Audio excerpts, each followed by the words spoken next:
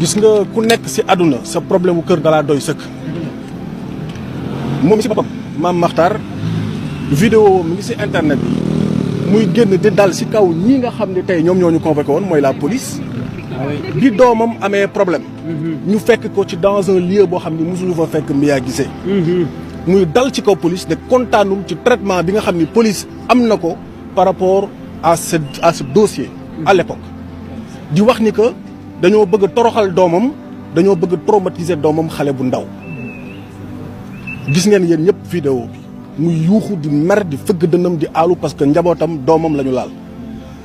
noonu mu mere woon na xam ni que noonu la ay waajuru Mia Guissé meree tey noonu la ay magu Mia Guissé meree tey noonu la ay fansu Mia Guissé meree tey te nit bu dee da nga jàpp ni da nga war a doxal yoon ci réew mi da nga ko war a tàmbali ci sa biir kër mënoo bàyyi sa kër problème bu ne léegi bëgg a génne di régler penc mi d'accord nañ ni Sénégal dafa war a am lu ñuy wax ay régulateur social d'accord nañ ci parce que tey am na loo xam ni kenn mënu ko nangu ci réew mi loolu d'accord nañ ci mais nag dem ba bëgg a fitnaal xale yi bëgg a fitnaal artistes yi wax bi nga xam ne nit ki wax na ko nga jël ko yow ci sa xalaatu bopp moom rek yàlla daan na ko ci parce que yàlla suñu borom moom ci boppam aaye na mbugal na nit koo xam ne dafa jël xalaatu nit traduire ko ci nu ko neex mais moom jël na xalaatu jàmbur traduire ko ci nu ko neex lan la Mia Guissé wax jox naa la capitaine bi doo toog ban na dugg Kalidou Koulibaly suñu capitaine jox nañ la brassard bi takkal doo toog ci banc bi bien évidemment yaay titulaire duggal mais moom bu jëlee loolu tourné ko ci neneen noo xam ne xelam ak caay-caayu xel egg na foofu loolu moom la concerné loolu moom la concerné nit ku nekk je pense que sa xel yaa ko moom ni ngay xalaatee yow yaa ko moom. yéen ngi doon wax mais moom démb il a fait sortie dina changé moom Mia yéen teel yéen ngi doon wax lan ngeen gisee loolu. li ma gën a naqar ci sortie démbam bi mooy dafa feeñ ni que acharnement lay def ci kaw Mia parce que kilifa bu toogee askan wi yëpp jëla seetaan nga ne bu ay xale yoree bombe dama koy bàyyi dem xool ki yor nucléaire bi ma liquider ko qu'est-ce que ça veut dire ça Mia rek nekkul artiste Sénégal mais am na ay moromam yu fi nekk di way mais parole artistique xam nañ lan la métaphore xam nañ lan la léegi lan moo tax mu ne daal Mia rek il faut ñu liquider ko quoi c'est ça que ça veut dire man li mu wax moom moo interprété suñu na dugg man noonu laa interprété waxam parce que su taxawee ne xale bu yoree bombe ay xale bu ñu yoree bombe da nga leen di bàyyi nga dem xool ki yore nucléaire nga dagg ay tànkam mais loolu ça veut tout simplement dire que Mia est ma cible te Mia dama koy liquider Mia dama koy wàcc loolu bu ko waxee dama koy wax ni que yaa ngi wax lu la neex xaw ma fan nga nekk pour regarder li mais na nga xam ni Mia dafa am ndey dafa am baay dafa am ay mag ci réew mi dafa fi am ay nijaay am fi ay umpaañ Sénégal bi ñëpp a ko bokk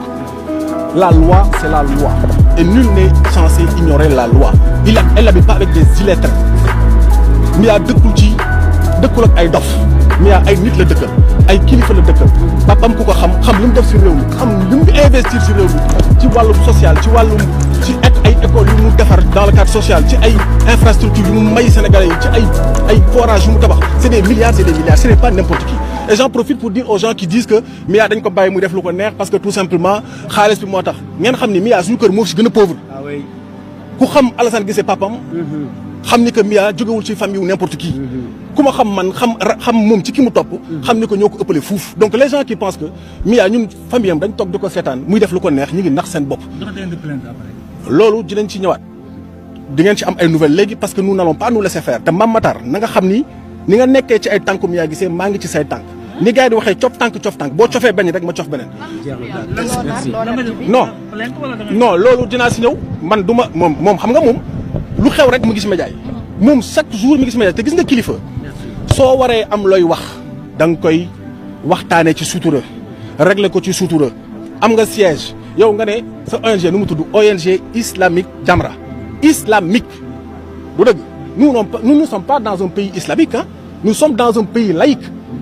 bu doon tey si on est dans un pays islamique kon ñun ñëpp kenn fi taxaw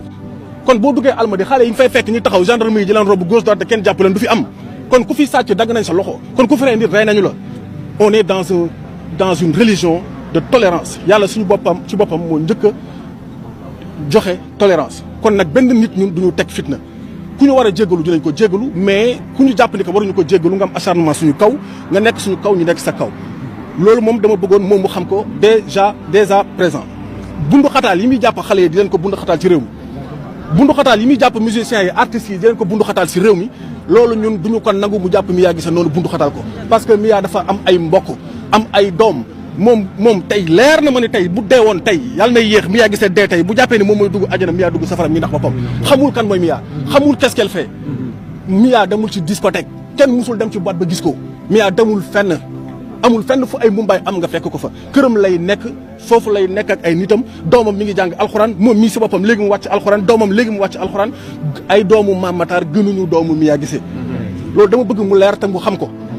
kilifa yi nekk si réew mi yëpp ñu ngi tamit ñu ngi leen di jéggalu di leen masawu parce que coow li egg na fu ne ku nekk woote na ku nekk wax na bu fekkente ne am na si kenn ku ñu heurté ñu ngi si tuub di si jéggalu waaye nag Mame Matar dama bëgg mu xam ni